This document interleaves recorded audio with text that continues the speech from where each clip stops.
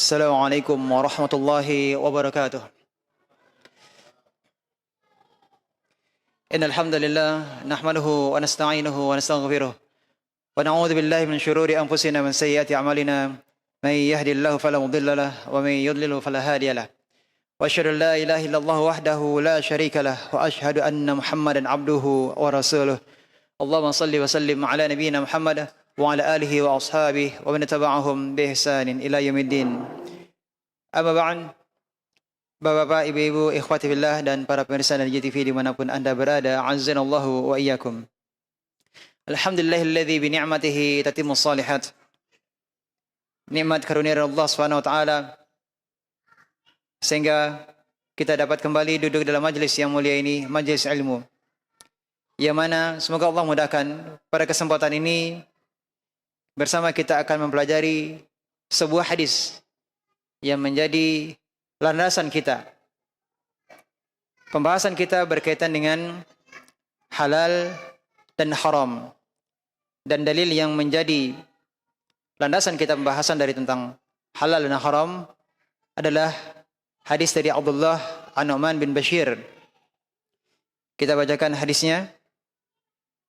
An Abi Abdin Nu'man ibn Bashir radhiyallahu anhuma qala sami'tu Rasulullah sallallahu alaihi wasallam yaqul innal halala bayyinun wa innal harama bayyinun wa bainahuma umurun mushtabihat la ya'lamuhunna katsirun minan nas faman ittaqa syubhat faqad istawra'a li dinihi wa 'irdihi wa man waqa'a fi syubhat waqa'a fil haram karra'i yar'a hawla al-hima yushiku ay yarta'a fihi ala wa inna likulli malikin hima ala wa inna hima Allahi maharimuh ala wa inna fil jasadi mudghah idza salahat salaha al-jasadu kulluh wa idza fasadat fasada al-jasadu kulluh ala wa hiya al-qalb. Rawahu al-Bukhari wa Muslim. Dari Abu Abdullah An-Nu'man bin Bashir radhiyallahu anhuma, beliau berkata, kita mencoba untuk memahaminya, pelan-pelan akan kami bacakan.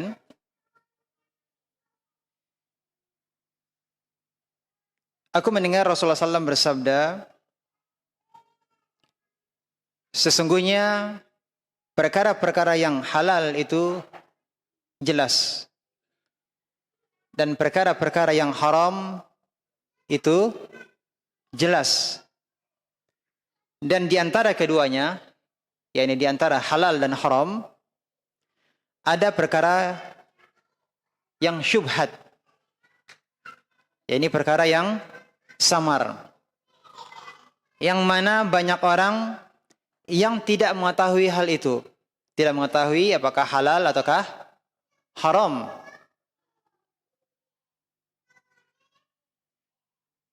Nah kemudian, barang siapa yang menjaga dirinya dari syubhat, maka dia telah menyelamatkan agamanya dan harga dirinya. Sini Rasulullah SAW memberikan arahan bahwa untuk menjauhi diri dari perkara syubhat. Siapa yang menjaga dirinya dari syubhat, maka dia telah menyelamatkan agamanya dan harga dirinya. Dan barang siapa yang masuk ke dalam syubhat, ini sebaliknya, yang masuk ke dalam syubhat, maka dia akan terjerumus kepada hal-hal yang haram. Yang tidak jelas apakah ini halal ataukah haram. Ya. Maka bisa saja dia akan masuk kepada perkara yang haram. Seperti seorang pengembala yang mengembalakan gembalaannya, yang mengembalakan hewannya di sekitar daerah terlarang. Maka dia khawatirkan hewan gembalanya masuk ke dalam daerah terlarang tersebut. Ketahuilah sesungguhnya setiap raja itu memiliki daerah terlarang. Ketahuilah sesungguhnya daerah-daerah terlarang Allah adalah hal-hal yang diharamkan oleh Allah. Kemudian ketahuilah sesungguhnya di dalam setiap orang itu ada segumpal daging, yang mana jika segumpal daging itu baik, maka baiklah seluruh anggota badannya. Dan jika segumpal daging tersebut buruk, maka akan buruklah semua anggota badannya. Segumpal daging itu ketahuilah adalah jantung atau qalbu. Ikhwati billah rahimakumullah. Dalam hadis yang mulia ini, maka kita dapati bahwa Rasulullah SAW menjelaskan yang berkenaan dengan halal dan haram, maka menjadi 3 pembagiannya. Perkara yang berkaitan dengan halal dan haram terbagi menjadi 3. Yang pertama adalah yang jelas kehalalannya. Yang kedua adalah yang jelas keharamannya. Dan yang ketiga adalah antara halal dan haram. Mushtabihat, rancu, tidak jelas statusnya. Kita akan berikan contoh dari masing-masing. Yang jelas kehalalannya banyak. Makanan dan minuman, hukum asalnya adalah apa? Halal. Berkenaan dengan akad jual beli biasa, ya, ini halal, jelas kehalalannya. Akad nikah, jelas kehalalannya. Yang haram dari makanan dan minuman juga yang jelas keharamannya. Yang berarti adalah ada dalil-dalilnya, karena hukum asal makanan dan minuman itu adalah makanan dan minuman, hukum asalnya adalah halal sampai ada dalil yang menyatakan akan keharamannya.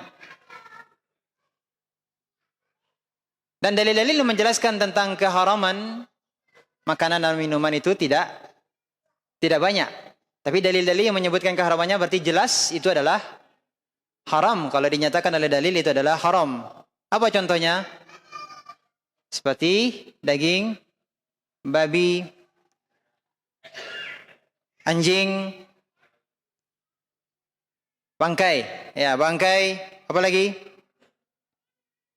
Hewan yang disembelih untuk selain Allah. Kalau minuman, khamar, dan yang lain-lainnya. Ini termasuk apa? Kategori yang jelas keharamannya. Nah sekarang yang antara halal dan haram masih rancu, tidak jelas statusnya.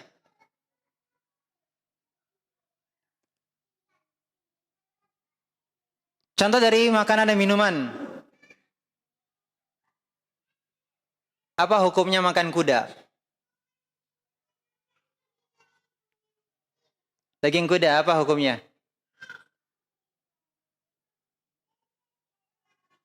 Tidak ada yang menjawab? Apa hukumnya makan kura-kura?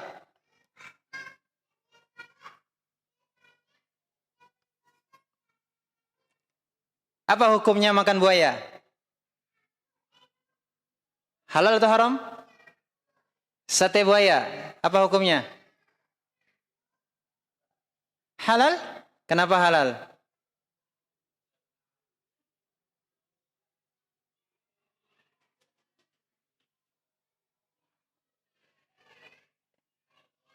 Lebih kepada hewan laut. Kalau hewan laut berarti halal, walaupun bertaring. Iya atau tidak? Ikan hiu apa hukumnya? Halal. Bertaring? Kenapa halal?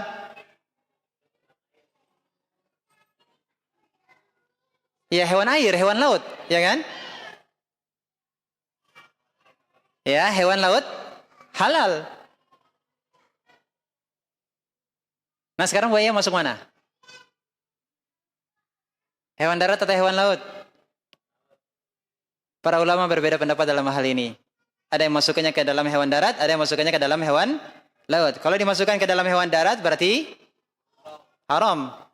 Kalau dia masuk dalam hewan laut berarti halal.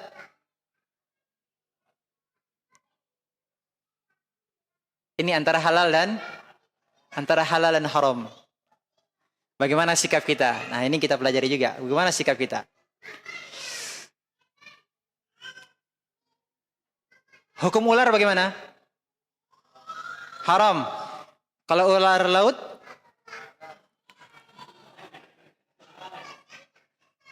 Ada kan ular laut? Ada. Halal atau haram? Apa hukumnya ulat? Ulat sagu. Halal atau haram? Berarti ragu ya, masih rancu, belum jelas statusnya. Nah, kalau jelas statusnya berarti jadi syubhat. Tidak jelas halal ataukah haram. Bagaimana sikap kita? Ini terkait makan dan minuman. Ini contoh. Berkenaan dengan akad. Seperti contoh dari para ulama terkait dengan sewa menyewa yang ujungnya menjadi akad jual beli. Awalnya sewa menyewa, ujungnya jadi jual beli. Contoh, ada orang yang menyewa kontrak rumah ya, kontrak rumah sebulan kontraknya adalah 5 juta. Sebulan 5 juta. Kemudian setelah 3 tahun, ya 5 juta setiap bulan ya, dikontrak selama 3 tahun. Artinya rumah ini disewa selama 3 tahun dengan pembayaran 5 juta tiap bulannya. Setelah 3 tahun lunas, selesai. Setelah 3 tahun, ya kontrak 3 tahun. Kemudian rumah ini menjadi pemilik yang menyewa.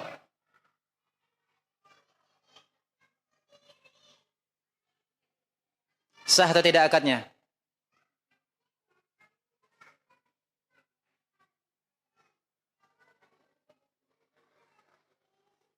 Tidak ada yang menjawab? Yang menjawab sah angkat tangan. Tidak ada yang jawab. Yang mengatakan tidak sah angkat tangan. Iya. Tidak sah. Kenapa? Ada 2 akad dalam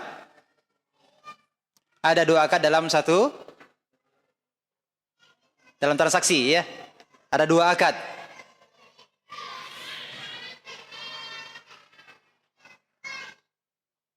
Iya. Dalam masalah ini juga para ulama berbeda pendapat. Tapi mana yang lebih kuat? Yang kedua kasus contoh terkait dengan akad murabahah. Akad murabahah. Contoh, A ingin beli sesuatu. Kalau tunai dibayar kontan, uangnya tidak cukup.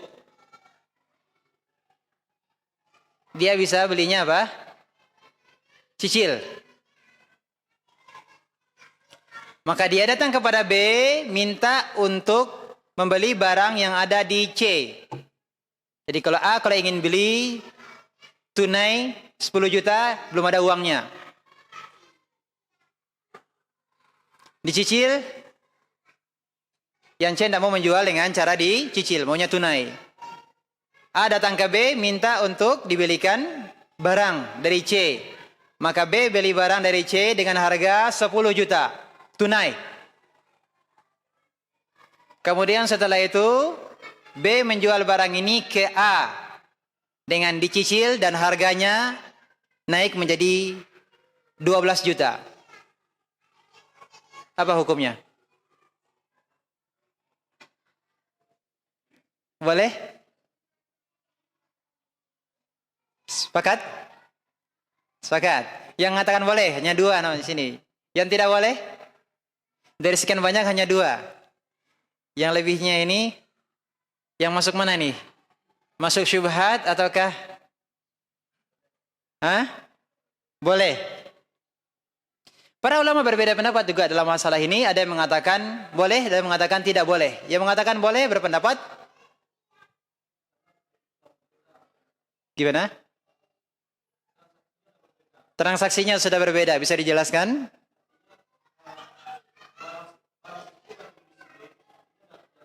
Iya, kepemilikannya telah berpindah dari C ke B. Baik, ini yang mengatakan boleh. Kenapa? Karena barang ini sudah berpindah kepemilikan dari C ke B. Maka akad antara A dan B, akad kredit, dibayar cicil. Jual beli dengan cara pembayaran dicicil. Kalau yang B ke C tadi, pembelian dengan tunai. Ini mengatakan boleh demikian. Pendapat yang kedua mengatakan tidak boleh. Kenapa? Karena ada riba. Sebenarnya ini adalah hutang. Ada pertambahan. Ini yang mengatakan tidak boleh.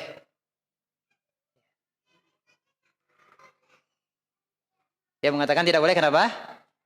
Karena asalnya ini sebenarnya yang mengatakan tidak boleh ini sebenarnya akadnya adalah akad hutang piutang. Nah, ini yang mengatakan tidak boleh. Jadi dalam hal ini jika memang ada perbedaan pendapat, maka kita lihat mana pendapat yang lebih kuat dalam hal ini. Yang jelas ini adalah contoh-contoh bahwa di sana memang ada perkara yang diperselisihkan oleh para ulama, apakah ini halal ataukah haram. Dengan demikian ini masuk dalam perkara yang masih belum jelas statusnya. Bagaimana sikap kita? Nah, itu lagi pertanyaannya. Bagaimana sikap kita? Ada yang mengatakan halal, ada yang mengatakan haram. Selanjutnya, terlebih dahulu akan kita bahas apa yang menyebabkan terjadinya syubhat. Kok ada syubhat? Kenapa ada syubhat? Yang halal jelas, yang haram jelas. Kenapa ada syubhat?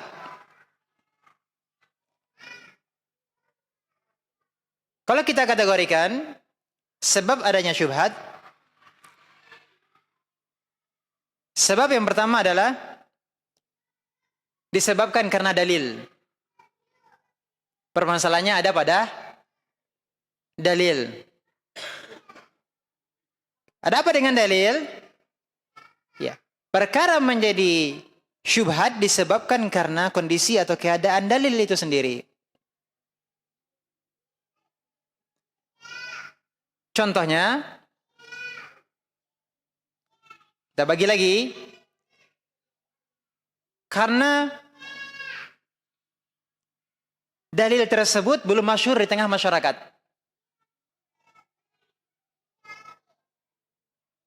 Artinya belum banyak dai-dai, ustadz-ustadz, para ulama yang menyebarkan, yang menyampaikan dalil tersebut. Sehingga bagi masyarakat yang belum mengetahui dalilnya,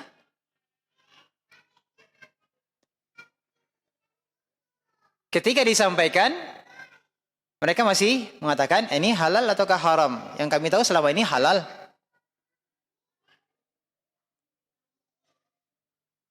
Ya. Atau ada juga yang mengatakan, ini ada ulama yang mengatakan boleh, ada yang mengatakan tidak boleh. Kami milih pendapat yang boleh saja. Kenapa? Karena selama ini kami ketahui juga boleh. Karena belum tahunya masyarakat kita atau belum tahunya dalil tersebut belum sampai kepada masyarakat tentang kesohihan dalil yang melarang suatu perkara.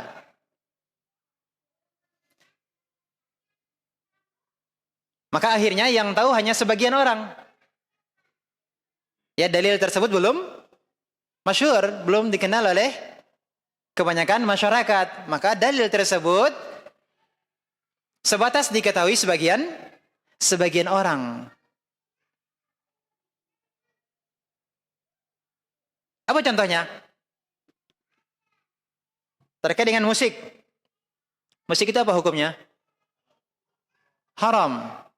4 madhab mengatakan haram. Ini ijma. Ya, kesepakatan para ulama 4 madhab mengatakan ijma bahwa musik itu haram. Sekali lagi yang dibahas ini apa? Musik. Hukum nyanyian ini kita tidak membahas. Yang kita sebut di sini adalah yang ijma di sini apa? Musiknya. Ada dalil yang jelas. Disebutkan dalam Al-Bukhari nomor 5590. La yakunanna min ummati aqwamun yastahilluna al-hira wal harira wal khamra wal ma'azif. Sungguh kata Rasulullah SAW akan ada dari umatku kaum-kaum yang mereka menghalalkan al-hir, menghalalkan zina, al-harir, menghalalkan sutra bagi laki-laki, al-khamar, menghalalkan khamar, menghalalkan al-ma'azif, alat-alat musik. Dalilnya sahih Bukhari Muslim. Dalilnya sahih Bukhari Muslim. Hanya saja dalil ini tidak masyhur. Sebelum ini, kalau sekarang insya Allah sudah populer. Ya.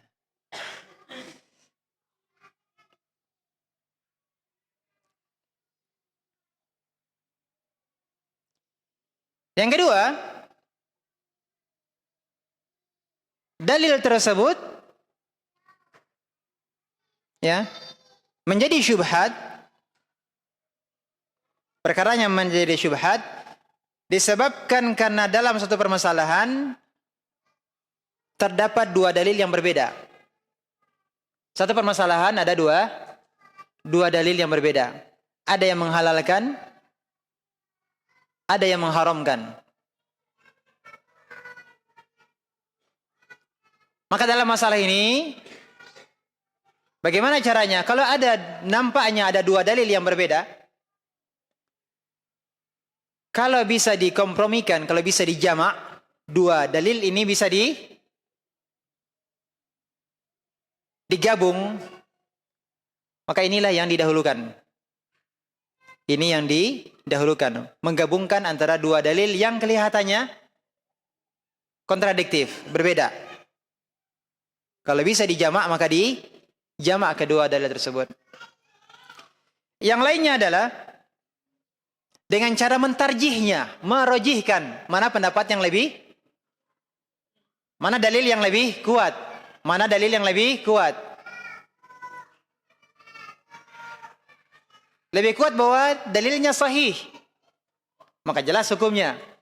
Lebih kuat dalilnya adalah dhaif, yang lebih kuat adalah dhaif, maka tentu tidak bisa dipedomani.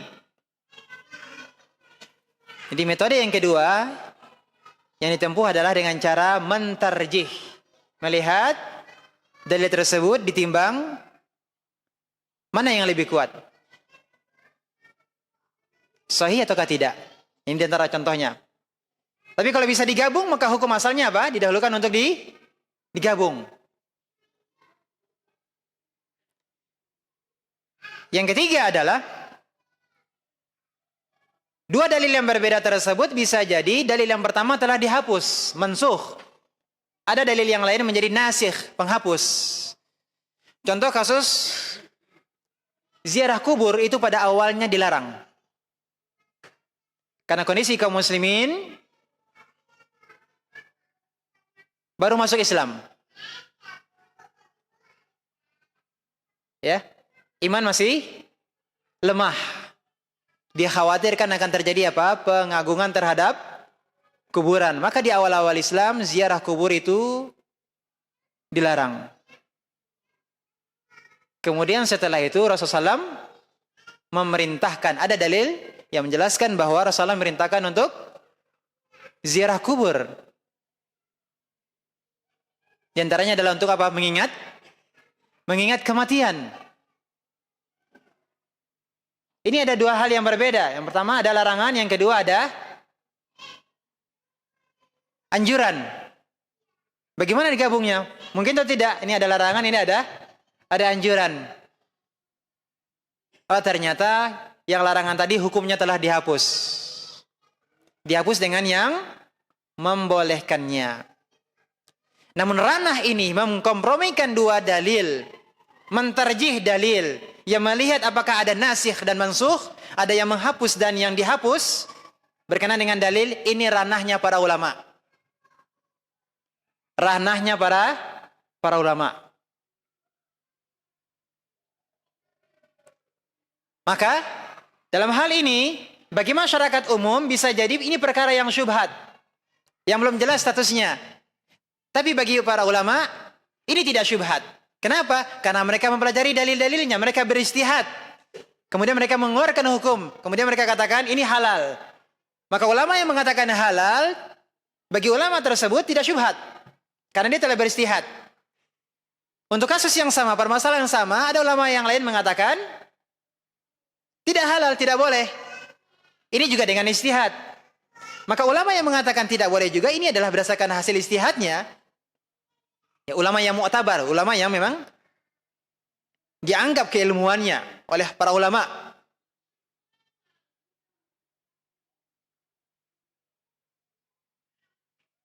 Ini adalah ranahnya para ulama.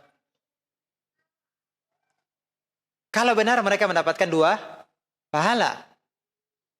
Sekalipun keliru mereka dalam beristihad, mereka dapat satu pahala. Kenapa? Karena mereka punya hak untuk beristihad. Sudah punya alatnya untuk menjadi seorang mujtahid. Punya alat. Syaratnya banyak untuk menjadi seorang mujtahid itu.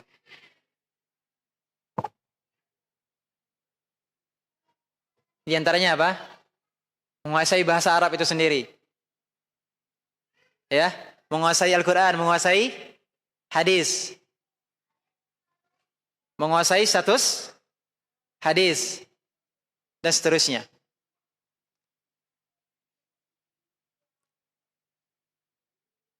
Sampai di sini bisa dipahami? Jadi ada perkara-perkara yang syubhat, dan ini adalah ranahnya siapa? Ranahnya para ulama. Yang ketiga, kenapa menjadi syubhat? Karena memang tidak ada nas, tidak ada dalil yang tegas. Tidak ada dalil yang tegas. Maka hukumnya diambil dari cara kias. Dengan cara kias atau mafhum dan yang lainnya.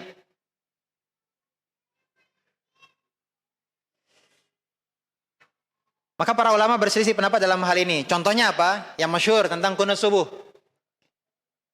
Tentang qunut subuh. Kenapa terjadi perbedaan pendapat?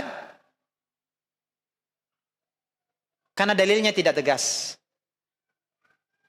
Dalilnya tidak tegas. Sehingga ada yang mengatakan sunnah, ada yang mengatakan tidak sunnah, ada yang mengatakan bid'ah. Namun pendapat yang lebih kuat jelas bahwa hadisnya dhaif terkait dengan merutinkan qunut subuh. Tapi ingin kami sampaikan di sini bahwa permasalahannya karena tidak ada nas atau dalil yang tegas berkenaan dengan hal ini. Contoh yang lain seperti tahiyatul masjid. Tahiyatul masjid. Ada dalil disyariatkannya tahiyatul masjid, salat tahiyatul masjid ketika masuk masjid. Idza dakhala ahadukumul masjid fala yajlis hatta yusalli rakaatain. Salah seorang di antara kalian jika dia masuk masjid maka jangan duduk sampai dia salat 2 rakaat.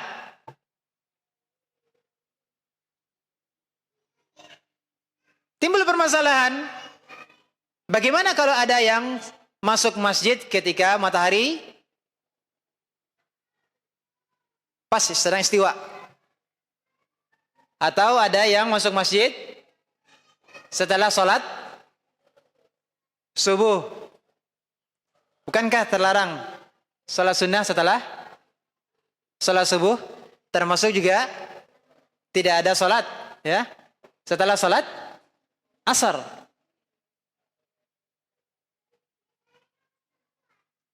Ya tidak ada sholat sampai apa? Setelah sholat asar sampai hatta taghiba syams, sampai matahari itu terbenam.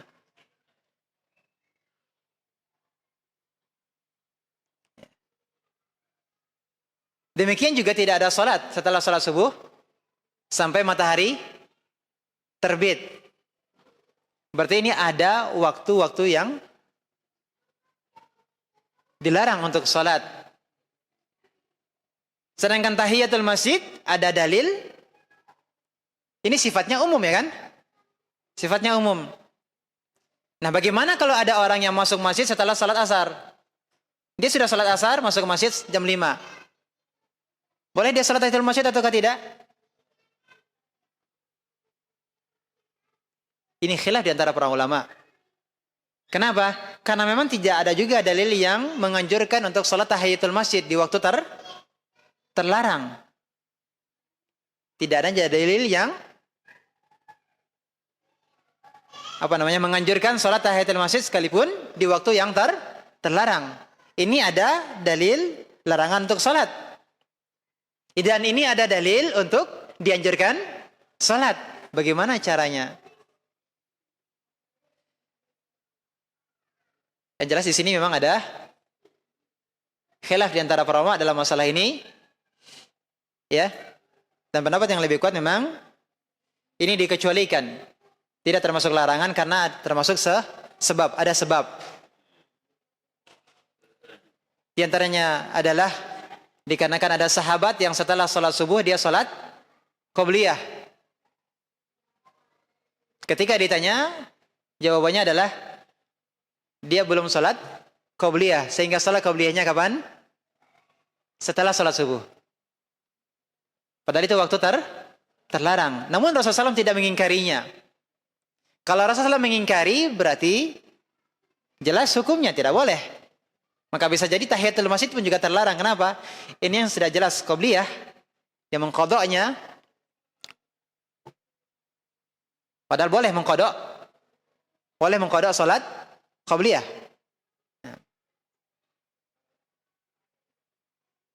Nah, di sini disebabkan karena apa? Tidak adanya nas atau dalil yang tegas. Ini pembahasan tentang apa? Perkara menjadi syubhat karena memang kondisi dalilnya. Kondisi dalilnya. Yang pertama karena dalil yang tersebar, dalil tersebut kurang tersebar tengah masyarakat sehingga menjadi syubhat bagi sebagian masyarakat. Yang kedua karena dalam satu permasalahan terdapat 2 dalil yang berbeda. Yang ketiga permasalahan yang tidak ada nas atau dalil yang tegas sehingga perkaranya menjadi syubhat. Yang ketiga, sebab terjadinya syubhat yang kedua, ini kembali pada kondisi kenyataan yang terjadi. Kembali pada kondisi kenyataan yang terjadi. Contohnya apa? Yang pertama, perkataan seorang suami yang tidak jelas hukumnya terkait dengan status istrinya. Kalau ada suami yang mengatakan kepada istrinya, kamu haram bagi saya. Apa status istrinya?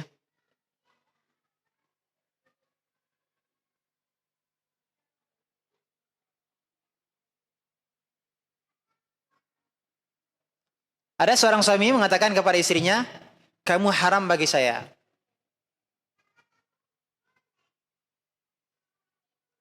Mungkin ada yang mengatakan ini main-main, mungkin istrinya kena prank mungkin ya. Candaan saja. Dalam masalah ini tidak ada candaan. Salasun jidduhunna jiddun wa hazluhunna jiddun. Ada 3 perkara yang sungguh-sungguhnya itu adalah dihukumi sungguh-sungguh, dan candanya juga dihukumi beneran, dihukumi sungguh-sungguh. Apa itu? Nikah, talak, rujuk. Jadi akad nikah itu tidak boleh main-main. Kalau ada seorang bapak, ya, bercanda dengan Mas Gono gitu kan, ya, canda, main-main gitu ya, ingin manas-manasi Mas Gono, sebenarnya ingin canda gitu ya. Bapak ini punya anak, dengan mengatakan saya nikahkan putriku dengan Mas Gono dengan mahar seperangkat alat sholat, dibayar tunai atau hutang? Hah? Tunai atau hutang? Mas kawin boleh hutang? Hah? Mas kawin boleh hutang? Boleh. Kan sudah kita bahas ya tentang mahar. Tunai ya? Ditambah 10 gram emas. Nah. Dijawab, disambut, saya terima nikahnya. Sah atau tidak? Sah atau tidak? Sah. Dan di situ ada orang yang lain yang hadir, kan? Yang menikahkan memang walinya. Ada saksi di situ. Ijab kabul terjadi. Sah atau tidak? Sah. Tidak boleh canda. Masalah nikah, akad nikah. Ada suami yang mencandai istrinya dan mengatakan, kamu saya cerai. Ingin menjahili istrinya, mencandai istrinya. Jatuh talak atau tidak? Jatuh talak atau tidak? Jatuh talak. Walaupun bercanda. Walaupun bercanda. Jadi akad nikah, perceraian, rujuk, seriusnya itu adalah serius ya. Benarannya itu adalah benar. Candaannya pun juga dihukumi beneran, serius. Terjadi. Nah, dalam kasus ini, apa tadi yang saya berikan contoh?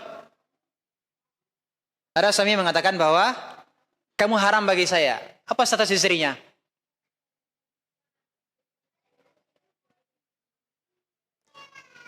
Yang pertama, ini bisa jadi zihar.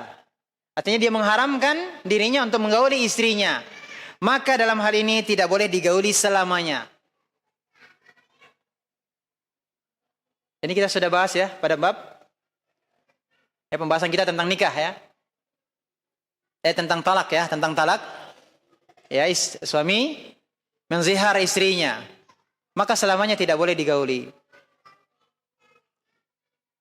Yang lain mengatakan jatuh talak 1. Yang lain mengatakan jatuh talak 3. Ini ada perbedaan hukum untuk talak 1 dan talak 3. Yang lain mengatakan, apa maksudnya? Ditanyakan kepada suami tersebut, apa niatnya? Apa yang dimaksud dengan mengharamkan istrinya? Apa maksudnya? Apakah maksudnya adalah menzihar istrinya? Artinya dia mengharamkan dirinya untuk menggauli istrinya, ataukah dia niatnya menjatuhkan talak 1, ataukah niatnya menjatuhkan talak 3? Apa niatnya? Berarti ini masih belum jelas status istrinya. Kenapa? Dilihat dulu kondisinya apa. Dia menginginkan zihar, talak 1, talak 3, atau apa? Berarti statusnya sesuai dengan kondisinya. Ini kondisi suaminya, apa yang diinginkan? Bisa dipahami? Contoh yang lain, barang yang tidak jelas kepemilikannya. Ada uang yang yang tercecer di ruang tamu. Ada uang yang tercecer di ruang tamu. Ada uang 50.000 ditemukan oleh pemilik rumah di ruang tamu. Beberapa saat yang lalu baru saja ada tamu yang pulang. Apa status uangnya?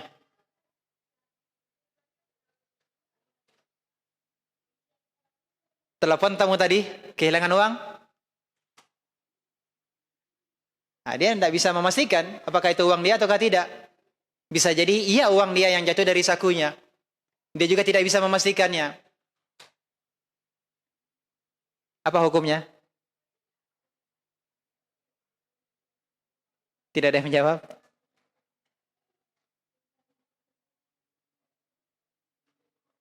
Pemilik rumah, barakallahu fik. Kenapa? Ahsan, barakallahu fik. Karena hukum asalnya adalah apa yang berada di rumah tersebut adalah miliknya. Yang punya adalah tuan rumah tersebut. Ini hukum asalnya sampai jelas bahwa ternyata uang tersebut memang bukan miliknya, tapi milik si tamu yang datang. Bisa dipahami? Tapi khati fillah rahimakumullah. Contoh dari terjadinya syubhat yang sebabnya kembali pada kondisi kenyataan yang terjadi.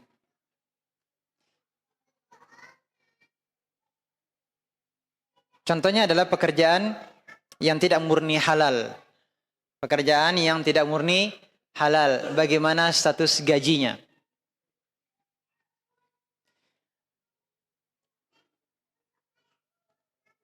Ada orang yang menjual jus dan juga bersamaan menjual khamar.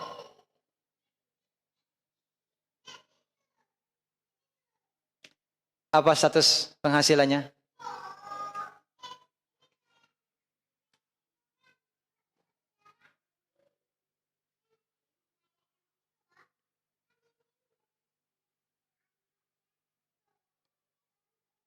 Ada yang menjual minimarket yang menjual makanan dan ada juga yang menjual rokok.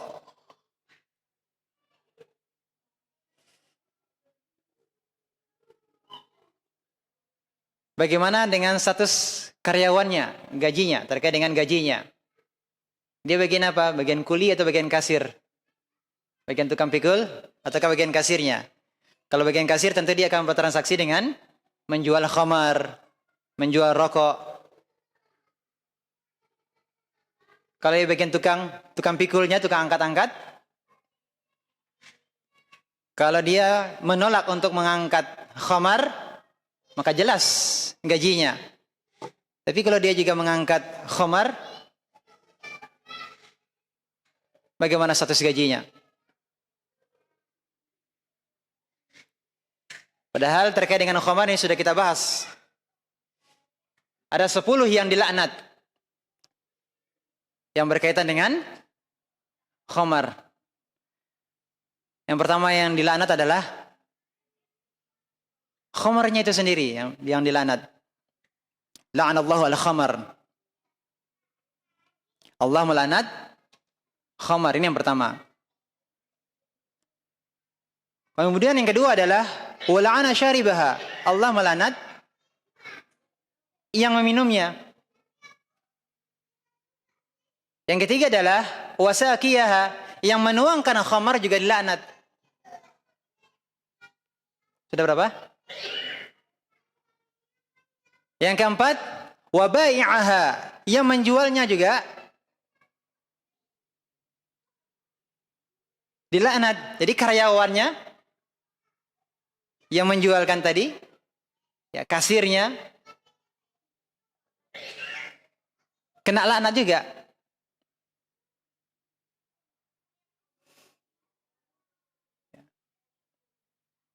Ya, wa mubta'aha, yang membelinya juga terlaknat. Yang memeras kena laknat. Yang minta untuk diperas, kena laknat. Yang memikulnya, kena laknat. Yang minta untuk dipikulkan, dibawa, kena laknat. Yang terakhir, wa akila samaniha, yang memakan hasil penjualannya. 10 yang dilaknat.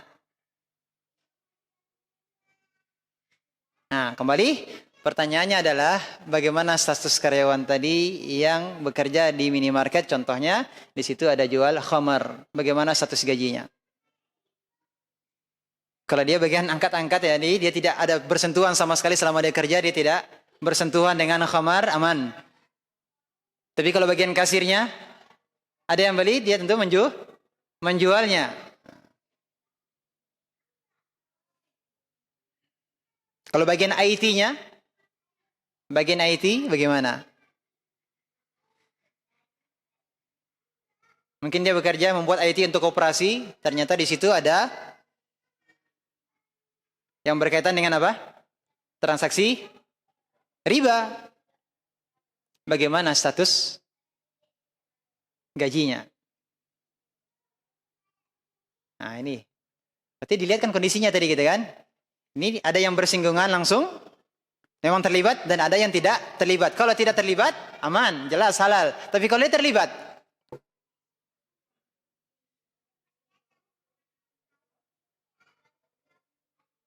oke, kita masuk pada berikutnya supaya lebih jelas lagi. Kita dapatkan undangan makan dari orang yang tidak jelas penghasilannya. Kenapa dikatakan tidak jelas penghasilannya? Contoh, dia bekerja di bank konvensional dan dia juga punya usaha yang lain. Dia bekerja di bank konvensional dan dia juga punya minimarket, contoh. Kita diundang makan. Apa status makanan yang disuguhkannya?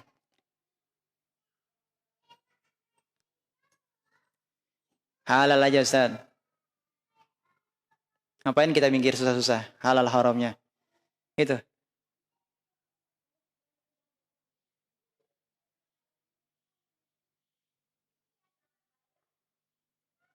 Hati-hati kalau jika ternyata hukumnya haram, bagaimana?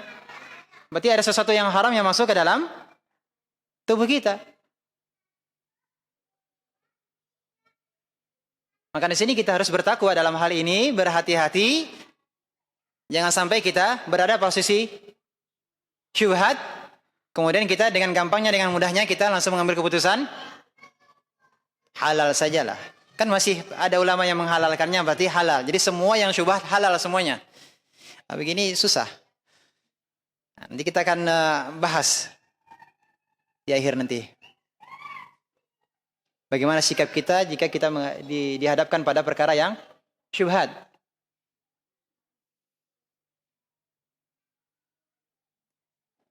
Terkait contoh yang baru saja disebutkan, ini ada 3 pendapat. Ada 3 pendapat ulama. Yang pertama mengatakan bahwa halal semuanya meskipun penghasilannya haram.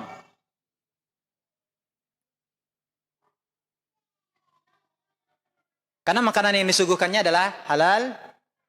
Kemudian makanan tersebut juga dia dapatkan juga dengan cara membeli. Apakah membeli langsung ataukah membeli bahan-bahannya kemudian dia masak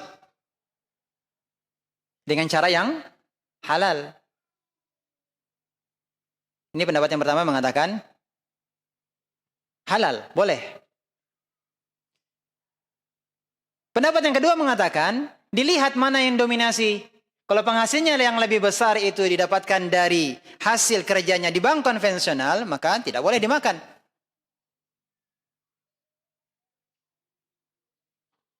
Kalau yang lebih besar dari penghasilannya adalah dari minimarketnya, penghasilnya lebih besar, omsetnya lebih besar daripada gaji kerjanya di bank konvensional, maka menjadi halal. Maka lihat kondisinya.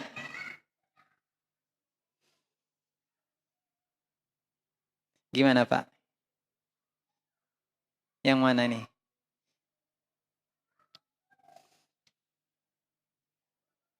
Sudah berapa? 2 ya. Yang ketiga mengatakan boleh makan jika tidak bisa membedakan.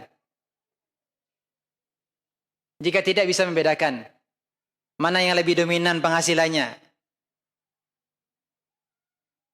Ya nggak mungkin kita mau makan kita tanya, Pak, gaji ya Pak? Bara gaji ya Pak di bank Pak? Bara omset apa di minimarket Pak?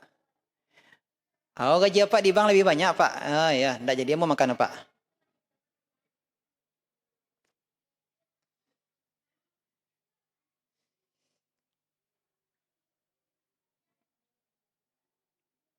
Kecuali kalau dia jelaskan, Ustaz, ini Ustaz, saya beli ayam ini Ustaz. Ya, ini saya beli, saya minta karyawan saya untuk beli, ini hasil dari penjualan saya yang di minimarket.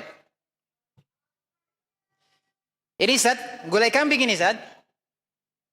Saya beli kambingnya dan prosesnya sampai masak ini saya beli dari uang gaji saya yang saya kerja di bank. Mana yang dimakan? Mas Gono? Gulai ayam atau gulai kambing? Pilih mana? Gulai ayam. Kambingnya nggak dilirik. Karena kita sudah tahu hukumnya di sini sudah jelas. Di kondisinya hukumnya sudah jelas. Tidak ada lagi syubhat, tidak ada lagi keraguan, sudah jelas. Karena dia yang merincikannya, dia yang menjelaskannya. Kalau kita tidak bisa memastikannya, maka hukumnya boleh. Kalau memang kita kesulitan untuk memastikan apakah ini berasal dari pendapatannya yang halal ataukah pendapatannya yang haram. Kecuali memang murni. Tidak ada lagi yang lain itu memang murni dari hasil yang haram. Apa sebabnya? Pendapat ketiga yang mengatakan berdalil dengan bahwasanya Nabi SAW mendapatkan hadiah dari seorang wanita Yahudi. Hadiah yang diterima berupa kambing. Kan Nabi diracun dengan seekor, dengan kambing kan? Siapa memberikannya? Wanita Yahudi. Dan Yahudi dikenal dengan ribanya. Dikenal dengan ribanya. Demikian juga Rasulullah SAW menerima hadiah dari Raja Muqawqis Mesir. Bisa jadi hadiah tersebut berasal dari penjualan khamar. Tapi Rasulullah SAW menerimanya. Karena belum bisa dipastikan, bisa jadi daging kambing tadi bukan dari riba asalnya. Bisa jadi juga hadiah dari Raja Muqawqis tadi bukan berasal dari penjualan khamar. Belum bisa dipastikan. Dan Rasulullah SAW menerimanya atau tidak? Rasulullah SAW menerimanya. Maka di sini dirinci. Yang ketiga dirinci.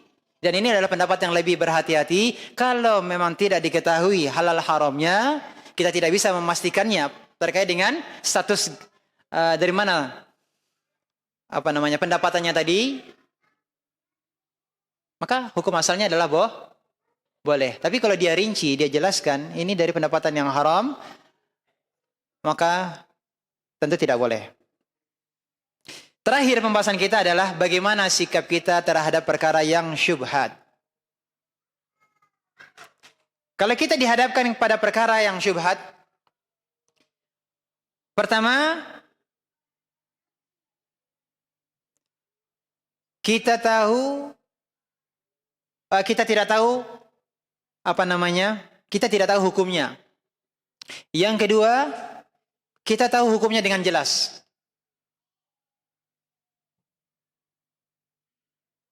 Kalau kita dihadapkan pada perkara yang syubhat, kalau kita tidak tahu hukumnya, kita masih ragu-ragu ini halal ataukah haram. Halal ataukah haram. Ada yang mengatakan halal, ada yang mengatakan haram. Tapi saya sendiri belum mendengar penjelasan para ulama. Tadi yang halal kenapa menghalalkan, yang haram kenapa mengharamkannya. Kita belum mempelajarinya lebih lanjut. Maka dalam hal ini disunnahkan untuk meninggalkan yang syubhat. Sunnahnya adalah meninggalkan perkara yang syubhat sampai jelas baginya apakah ini halal ataukah haram. Ini pertama, kalau tidak tahu hukumnya. Apa sebab sunnahnya untuk meninggalkan syubhat tersebut? Karena sabda Nabi yang kita bacakan dalam hadis tadi, siapa yang meninggalkan syubhat, maka berarti dia telah membersihkan, dia telah menyelamatkan agama dan harga dirinya atau kehormatannya. Siapa telah menjauhkan dirinya atau meninggalkan perkara yang syubhat, maka berarti dia telah membersihkan atau menyelamatkan diri dan kehormatannya. Dan sebab yang kedua, sunnahnya untuk meninggalkan syubhat tersebut, karena orang yang bisa meninggalkan perkara yang syubhat, maka lebih mudah baginya untuk meninggalkan perkara yang haram. Yang syubhat saja dia berhati-hati. Maka kalau dia tahu ini adalah perkara yang haram, lebih mudah baginya untuk dia tinggalkan. Untuk yang belum jelas status hukumnya, bisa dia tinggalkan? Maka untuk perkara yang jelas hukumnya itu adalah hukum yang haram, lebih mudah untuk dia tinggalkan.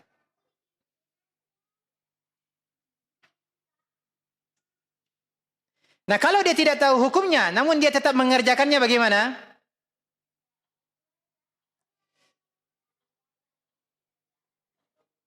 Dia tidak tahu hukumnya, masih syubhat baginya, belum jelas hukumnya.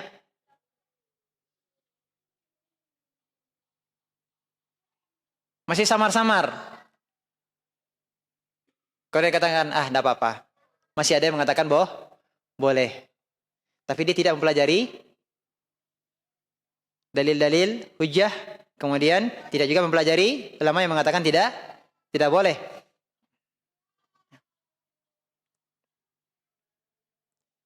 Tapi dia tetap melakukannya.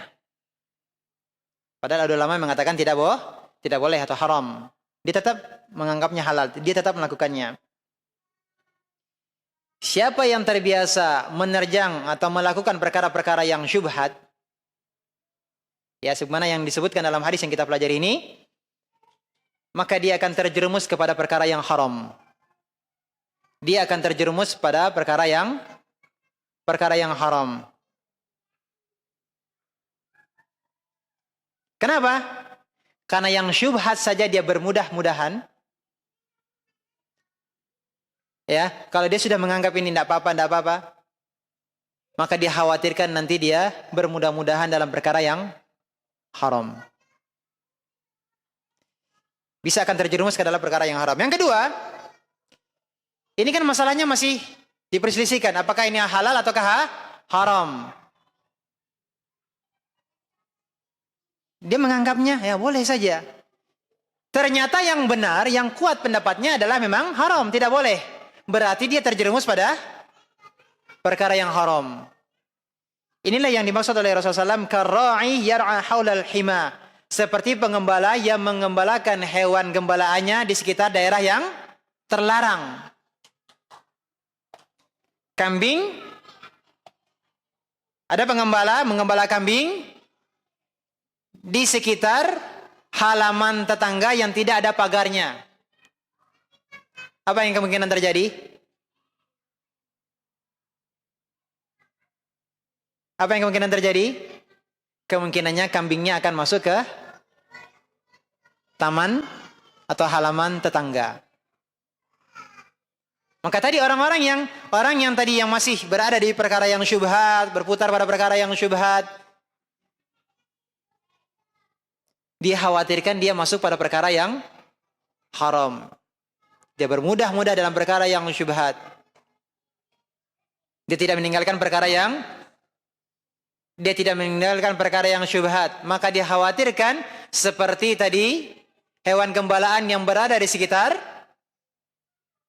daerah yang terlarang. Ya, ini punya tetangga tadi kan terlarang, nggak boleh dia masuki. Kemudian gembalaan tersebut akan masuk ke taman tetangga. Seperti itulah kondisinya. Yang kedua, kalau kita tahu hukumnya dengan jelas, ini perkaranya perkara yang samar. Asalnya ini samar bagi sebagian orang. Tapi karena kita sudah mempelajari, kita sudah mendengar penjelasan para ulama. Contoh seperti masih diperselisihkan ketika pandemi gitu kan. Bagaimana hukum saf, salat berjamaah. Apakah tetap dirapatkan ataukah boleh direnggangkan? tidak dirapatkan. Apa hukumnya? Setelah kita pelajari dan kita dengar baik-baik penjelasan para ulama terkait dengan kondisi pandemi, boleh merenggangkan safnya. Bagi yang mengetahui meyakini ini adalah boleh, setelah dia mendengarkan penjelasan para ulama dan dia menguatkan untuk memilih pendapat yang membolehkan kondisi sholat tidak merapatkan saf ketika pandemi, maka baginya tidak syubhat lagi. Makanya baginya tidak syubhat lagi dan dia boleh sholat dengan kondisi apa tadi? Sholatnya berjarak. Tapi kalau orang belum tahu hukumnya, jangan dia lakukan sampai dia mengetahui penjelasan para ulama mu'tabar, ya, ulama yang dianggap. Contoh seperti tadi yang kita sebutkan, bagaimana hukumnya sate buaya. Ya. Tentu kita pelajari pendapat para ulama. Ada yang menguatkan pada buaya itu adalah hewan darat, ada yang mengatakan buaya itu adalah hewan air. Bagi orang yang menguatkan pendapat bahwa buaya itu adalah hewan air, dan kita menguatkan pendapat lebih nyaman bagi kita, lebih tenang bagi kita untuk memilih pendapat bahwa buaya itu termasuk hewan darat, dan kawan kita ini lebih memilih pendapat bahwa buaya itu adalah termasuk hewan air, maka kita menghormati pendapatnya tadi. Kenapa? Karena dia sudah mempelajarinya. Dia sudah mempelajarinya. Maka bagi orang yang sudah jelas hukumnya, maka dia kerjakan berdasarkan apa? Ilmunya. Tapi kalau dia belum sampai ilmunya, dia belum paham, tahan diri dulu. Sunnahnya adalah dia tinggalkan perkara yang syubhat. Nah, bagaimana dengan Nabi sallallahu alaihi wasallam?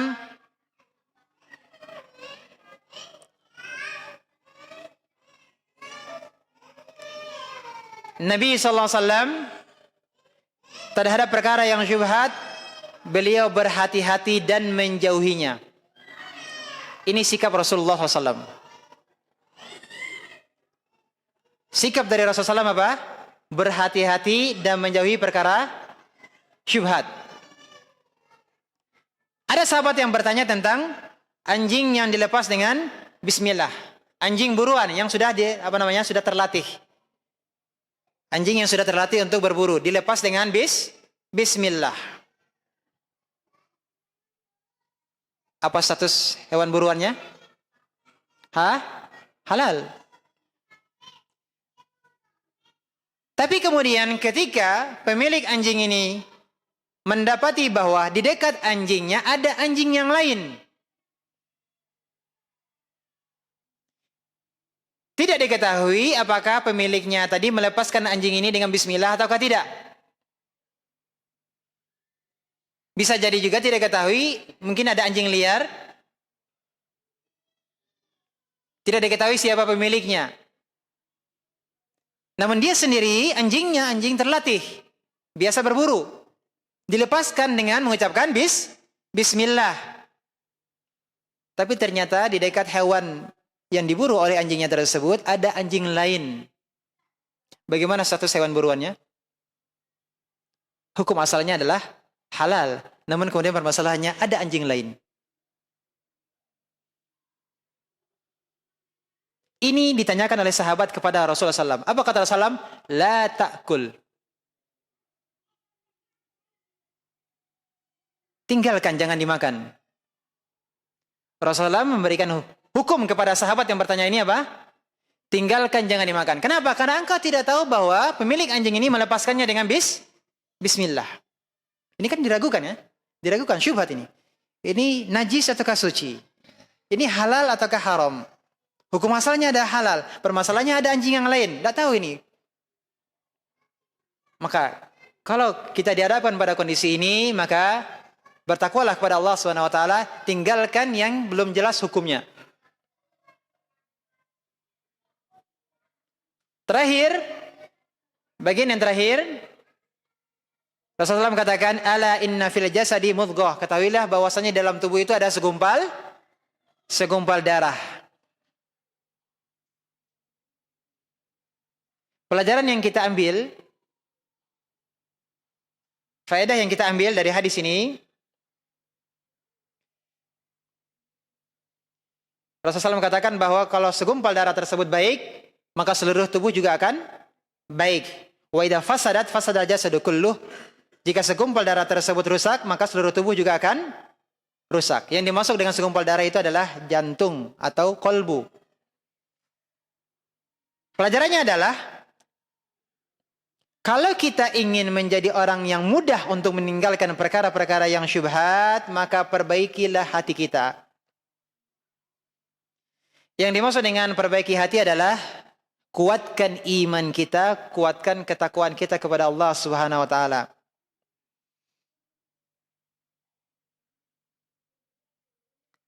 Kalau iman kita kuat, kalau ketakwaan kita kuat, maka anggota tubuh kita juga akan patuh.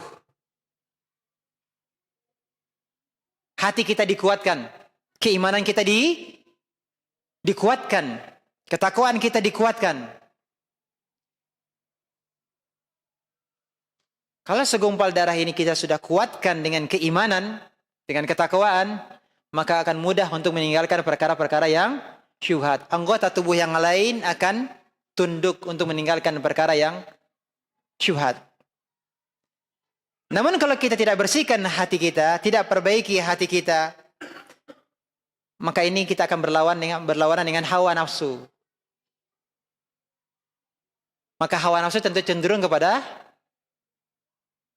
yang syubhat. Hawa nafsu akan cenderung kepada yang syubhat.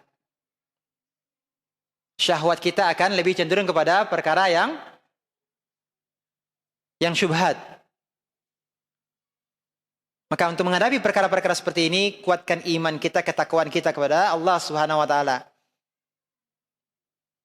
Dan hadis ini juga menunjukkan bahwa, atau isyarat, siapa yang meninggalkan perkara syubhat,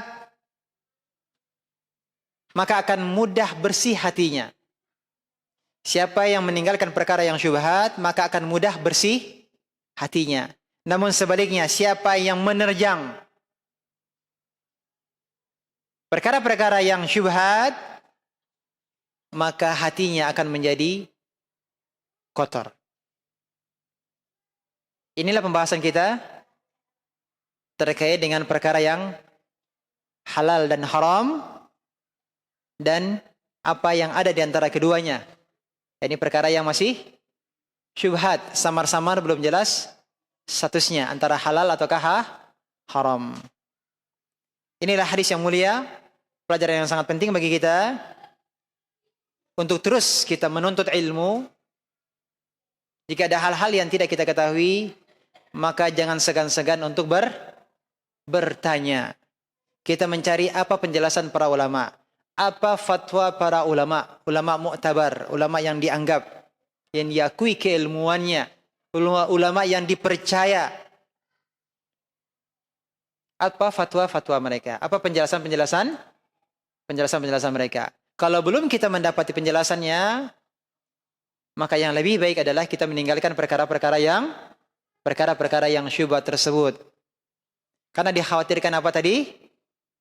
Ternyata kalau tetap kita melakukan perkara yang syubhat itu, jangan-jangan ternyata pendapat yang lebih kuat bahwa hukumnya haram. Maka berarti kita terjerumus pada perkara yang haram. Dan orang yang bermudah-mudah dalam perkara yang syubhat, dia akan mudah terjerumus pada perkara yang haram. Adapun seseorang yang menjaga dirinya, kehormatannya, menjaga agamanya, menjaga dirinya dari perkara-perkara yang syubhat, dia akan lebih mudah untuk mengamankan dirinya untuk memasukkan sesuatu yang haram ke dalam mulutnya. Dia akan lebih berhati-hati untuk memberi makan keluarganya. Khawatir memberikan makan keluarganya dari sesuatu yang haram. Ini terkait dengan apa? Terkait dengan keberkahan. Demikian, mudah-mudahan bermanfaat. Kurang lebihnya kami mohon maaf. Terima kasih atas kehadiran dan perhatiannya. Kita tutup dengan kafaratul majlis. Subhanakallahumma bihamdika asyhadu an la ilaha illa anta astaghfiruka wa atubu ilaik. Wassalamualaikum warahmatullahi wabarakatuh.